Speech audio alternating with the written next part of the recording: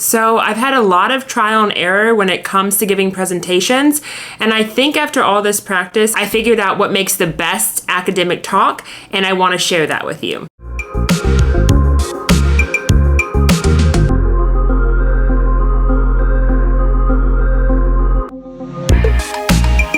Hello, I'm Adri Cortee and welcome back to my YouTube channel. The goal of my channel is to make academia entertaining and accessible for you. So if that sounds good, please make sure to like and comment and subscribe. Today I'm going to be giving you 30 tips on how to give a successful talk. So it's mostly for academic talks, but I think a lot of the tips could be applied to really any time you have to give a presentation. So this video will be split into several different parts. First, I'm going to give you tips on how to prep for the talk. I'm going to give you aesthetic tips and structure tips about the presentation. Then I'm going to give you speaking tips, and then I'm going to give you tips about how to answer questions at the end of your talk. So why should you listen to me about this? Well, I am a 5th year PhD candidate at Vanderbilt University, and I have given so many different kinds of presentations. So I've had a lot of trial and error when it comes to giving presentations. And I think after all this practice, I figured out what makes the best academic talk, and I want to share that with you. So first, let's get into how to prep for a talk. So tip number 1, you want to create your presentation with your audience in mind. Think about who you'll be talking to. If you're talking to a room filled with MDs and you're going to be talking about common diseases, you probably don't need to give that much background. You can spend a shorter amount of time on background and more time on your data. If you're going to be talking to a room of structural biologists about common diseases, you probably want to give more background on those diseases because your audience most likely doesn't have a lot of background knowledge on that. Tip number 2 is to write a script for the first few slides and then memorize that script. So when you begin a presentation, you'll often be really nervous and you'll start to stumble over your words, say too many words, and sort of lose track.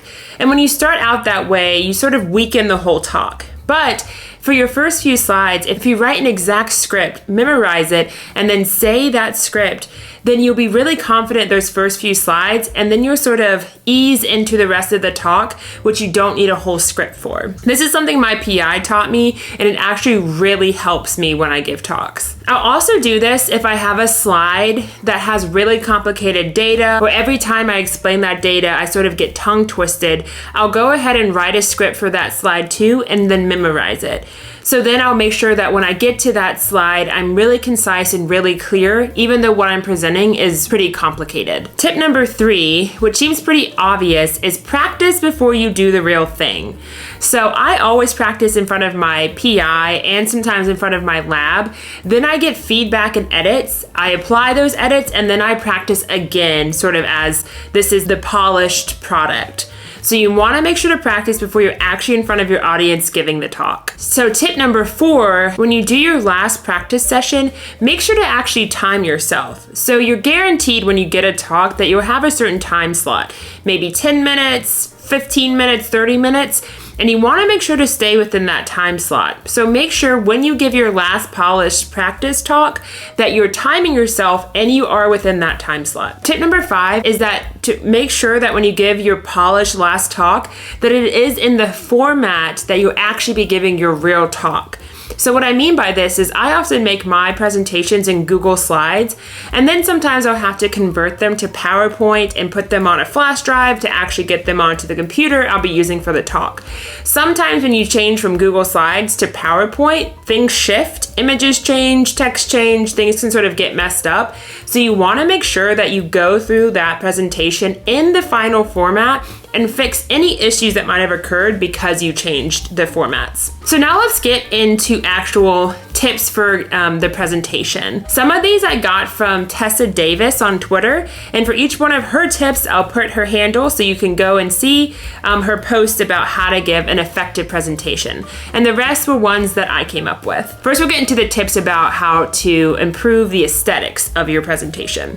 So tip number 6 is to make sure to use a decent font size. You want to make sure that people in the very back of the room can actually see your font. This might have been lost a little bit during COVID because we were, on Zoom doing presentations and this was less important. But now as we get back into normal life, hopefully you'll be within sort of a larger room giving a talk, and you want to make sure the people in the back can see it. Tip number 7 is to show the audience exactly what you want them to see on the slide. Here's an example of what I usually do. So here would be a slide that I would show, and this has all this data on it, but I would make sure to actually put these red boxes on the data that I want the audience to focus on. So I'm helping the audience focus on a certain thing so they don't get distracted and they know exactly what to pay attention to. Tip number 8 is to use high quality images. Sometimes if you're taking screenshots of things and moving things around and changing the aspect ratio on your presentation, you can end up getting these really pixelated and blurry slides. One trick is on Google Slides and also PowerPoint, when you change the format of your image, there should be an option to hit lock aspect ratio so that when you change your image in any direction, it's changing in every direction so that it's not becoming really pixelated and weird. Another thing to avoid is using clip art that has really large watermarks on it. I'll get more into this a little later, but if you find a schematic online that you really like that has a giant watermark on it or is too complicated, what you can do is end up making your own schematic if you have time. But I'll talk a little bit more about this in another tip. So tip number 9, create a consistent look and feel. So what you want to do is have similar colors throughout the presentation, use the exact same font throughout the presentation, and the same alignments. What I mean by alignments is sometimes if you're gonna change slides and you have an image, if you're gonna change to another slide but you need that same image in the same place, make sure to go to the actual coordinates on the presentation and pay attention to the X and Y coordinate, and then on the next slide make sure that the X and Y coordinate are the exact same. It's very slight, but it can be distracting to your audience because you didn't mean for that to actually move, but because you didn't pay attention to the coordinates, it's actually moving around. So this is something kind of subtle, but can make for a sloppy looking presentation if you don't watch out for it. Tip number 10 is avoid using too many animations. So you don't ever need to put a transition animation between slides. The only time I ever use animations is to hide things on the slide that I don't want the audience to see yet, and then make them appear as I want them to see. Tip number 11 is to make sure to choose your font size and style and stick with it for all of grad school. So in grad school, you end up giving many talks. And so you want to choose at the beginning of your career, if you can, a consistent sort of style and size of your presentation and font size and color, so that when you have a new presentation that you need to make, you can reuse slides from an older presentation without having to change all of those settings and how things look. And so I always use just a white background and black text. This is what I found to just be the best looking sort of presentation. You don't want too many bright colors. Also, you want to think of colorblind people not to be using those colors that they can't see. Tip number 12 is don't use really busy schematics. So this is what I was talking about before. So here's an example of what I'm talking about. So here's a very busy schematic that if you show your audience this and you're not planning on talking them through every single aspect of it, you're actually just sort of distracting them. They're going to be looking all over at all these different things you're showing them, and then they're going to be getting confused because you're not actually talking about every single aspect. So what you want to do, if you have time, is to create your own schematic with only the things that you're going to focus on. So I use this using BioRender, and I actually had the free version of BioRender for a very long time, and so this is very possible with the free version. You can use that schematic as a reference, the really busy one, and then create your own that highlights just the things that you want to highlight. If you are going to make it pretty similar to the other schematic, just make sure on the slide that you reference the other schematic, saying this was based on or inspired by or altered version of this schematic. So now let's get into how to actually structure the talk. So tip number 13, each slide that has data, make the title of that slide what the main findings of the data are. So basically the title should be the argument that you're trying to make with that data. Molecule A is much higher in this setting versus molecule B. So say you have all these different panels showing that argument in different ways. The title should be that sentence. Molecule A is much higher than molecule B in this setting. You know, you're walking people through data and they get a little bit lost. They can just look at the title of the slide and say, oh, that's what she's wanting me to get from this. So tip 14 is to create an outline of the talk that you can present to your audience before you give the talk, so they know exactly what to expect.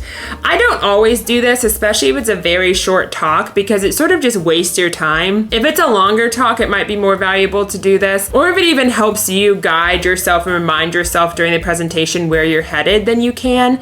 So this is just an example of how an outline looks and how you might use it in the context of a talk. So tip 15 is to make sure to give acknowledgements to the people that actually did the work. This is often done in academia by when you show the data, you put a little picture of the person that actually did it and their name at the bottom so that people know. It's very obvious when people go through and show all this beautiful data and they don't really give a whole lot of acknowledgements.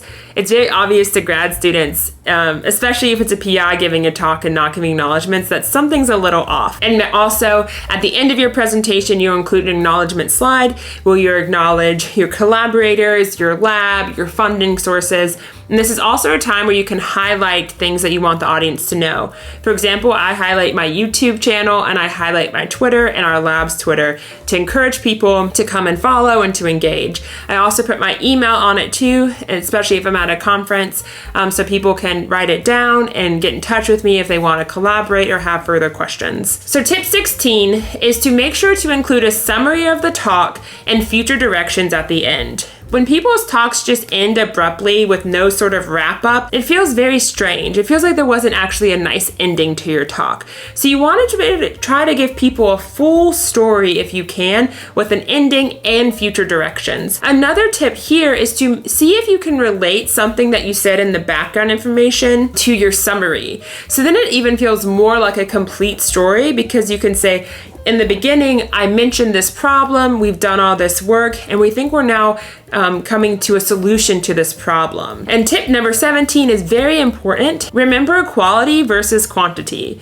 I've seen this many times in academia. People are really excited to show all their data, all this new data, all the work they've been doing, which makes sense. It takes a lot of time and money and you want to show it off. But what ends up happening is that you have these jammed talks where someone has 30 minutes and they go 1 minute background, 29 minutes of data, just showing you so much, throwing it in your face. And often the audience cannot follow along for that long and you've sort of lost them. What they're taking away from your talk is that you have a lot of data, but they just don't know anything about the data.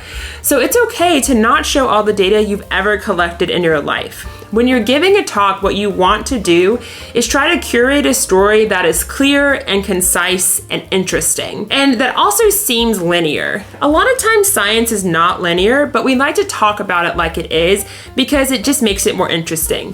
For example, you say things, we observed this in our data, so next we went and did this thing. Even if it's not exactly how the timeline went, it just makes for a more interesting talk because it sounds more like a story, more like a narrative. And choose data accordingly that makes things look linear and like a nice story. What I'm not saying is to be untruthful. You don't want to lie about any of your data or create a story that isn't true. You want to create a story that is completely true and just highlight data that supports that story. So tip number 18 is to make your presentation accessible. This is for people who are blind or colorblind, all of these different things. You want to make sure that they can still understand your talk and come away with the rest of the audience understanding what you wanted them to know. So I'll link a video below about how to make presentations accessible. This is something I'm still working on, but it's something that you want to keep in mind. So now we'll get into tips about actually speaking during the presentation. So tip number 19 is to highlight the goal of your talk in the very beginning. You want to say, today I hope to convince you that blank, so that your audience knows what argument you're trying to make, and then they can see if it's supported or not throughout your talk. and hopefully it is supported. Tip number 20 is don't read the text from your slides. The script you're writing yourself that I talked before is not written on your slides. It's something you memorized before and are using. You should not be reading your slides as if they're a script. They're just a guide to help you, but you should be saying your own words, not reading off the slide. Tip number 21 is speak intentionally slowly. So what happens a lot for people when they're giving a talk is that they speak really quickly because they're really nervous. This can really confuse an audience, especially if you're talking about something very complicated and new to them. You're not giving them time to process if you're talking really quickly. So actually think about speaking intentionally slowly. Tip number 22 is don't stare at your slides. So don't read off of them and don't stare at them and describe them like this. You want to look at your audience. This makes you look very much more engaging versus looking only at your slides. Look your audience in the eyes. Tip number 23 is only relevant if you're using a laser pointer, which often is the case. You want to make sure that when you practice, you're actually practicing using that laser pointer too. You want to guide the audience's eyes to a certain section with the laser pointer. What's happened to me in the past is that I end up shaking the laser pointer because I'm nervous, and it's very distracting to the audience. They don't know where to look. It's showing that I'm nervous. So what you want to do is even practice your hand motions of where you want to guide the audience's eyes during a presentation. One tip I got is if you're feeling really nervous and shaking, you can basically rest your elbow on your side to give yourself more kind of structure to move, and so you won't be shaking so much. Tip number 24 is to have a confident stance and speak loudly. This is part of, looking your audience in the eye. You want to be standing up straight and being confident, having sort of a flow to what you're doing, not just rigid and nervous. You don't want to show them at all that you're nervous. You want to kind of have an illusion of being confident, even if you don't feel that way. And you want to speak clearly and loudly. When I give a talk, I speak very loudly. This really does command the room and makes people think that you are very confident. Tip number 25 is very important. So it's really important to stay within your time slot. So often when you give a talk, you're not the only one giving a talk. Especially if you're a trainee, you're probably giving a talk among many other people. And that schedule is pretty tight. Everybody has 12, 15, 20 minutes, and you can't really go outside of that, or you end up disrupting the entire schedule of the event. And that is very disrespectful to the person who invited you to speak and to the other speakers. I recently did a 15-minute talk, and so I wanted to do 13 minutes for actually me talking and about 2 minutes for questions. So I set 13 minutes on my watch, and when that went off, I was pretty close to the end, so I could just hurry up a little to get to the very end and still have time for questions. So this is something you want to also be practicing when you're practicing, setting a timer and sticking to it. I've been to conferences where people go way over time. It really disrupts the whole schedule, and sometimes it ends up making the person who goes after you have to sort of rush, even though they were staying within their time, but you disrupted the schedule. So it's very good to do this because it's respectful of other people's time. Another thing when you're considering the time is only to have enough slides for the amount of time that you actually have. This goes back into practicing that when you practice, you should be within your time slot and have the appropriate amount of slides to fit within that time slot. What I see sometimes people do is they are paying attention to time, but they didn't plan their slides based on their time. They'll notice, oh, I have a minute left, and they'll go through all of these slides. They'll skip them, all the animations, everything, just going through, say, oh, sorry, let's get to the end. I find this to be very distracting, and I don't like it. I'm always like, oh, what was that? What was that? It's just sort of a waste of time, and the audience says I don't like it. Maybe it's a pet peeve, but I really don't like when people do this. So I would say make sure you're in within the time slot and you have enough slides that fit within the time slot so you don't have to skip through a bunch to get to the end. Okay, so the last part of the video is how to answer questions. Some of these might seem kind of obvious, but if they're not, hopefully it's helpful. So tip number 26, if you don't understand the question, ask them to repeat it. It's totally fine and no one really minds repeating the question. Tip number 27 is to take your time when you answer. Feel free to pause and think about an answer. Just because you're in a setting of a talk doesn't mean you have to rush. You want to, again, stay within your time slot, but feel free to really think about the question before you answer. It's also good when you're preparing is to be thinking about the questions that people might ask. Sometimes I'm surprised by what people ask, but most of the time, I'm not very surprised. I'm like, well, yeah, that is an obvious question. So if you're thinking beforehand about what people might ask, then you might actually have an answer ready already. Tip number 28 is to make sure to speak clearly and intentionally when you answer the question. And then at the end of that, ask them, did I answer your question? So sometimes when people do that, they say, actually, no, I meant to ask this, or I meant this. And then you actually can give them the answer to their question. Tip number 29 is it's okay to say you don't know something. When you're beginning as a trainee, it's very uncomfortable to say that you don't know something. Then you're like, oh, I should have known this, I'm sorry. Don't say sorry. It's okay to not know something. I see experts in the field get questioned and they say, oh, I actually don't know that, I'll have to get back to you. It's okay. Nobody knows everything. Even if somebody asks you about a piece of data, like, oh, you did this experiment, what did you find? If you can't remember, that's okay. People forget their own data, I swear to you. You get so much data in your career, it's impossible to remember all of it. So what you can say is, oh, yeah, we did do that experiment. I forgot what we found, but I can get your email later and I'll go back and look and then send you what we found. So the last tip number 30, is when someone asks you a question that's sort of still open, it's totally okay to speculate. That's the fun part, is speculating about your findings and creating new hypotheses. So you can definitely say, we don't actually have data to support this, but I suspect from our previous work that blank, blank, blank is true. So it's totally okay to speculate, and it's actually fun, and it gets people thinking more about what could be even more implications from your work. So that's all the tips I have for today. One thing that I didn't include is that the best thing and most uncomfortable thing you can do to be a great speaker is to get feedback from people. I have gotten so much feedback in my grad school career. Some of it has made me very upset, made me feel horrible about myself. But now I feel that I am a very good speaker and that I'm very clear and intentional when I speak. And I get a lot of good feedback now from people that I'm giving a good talk.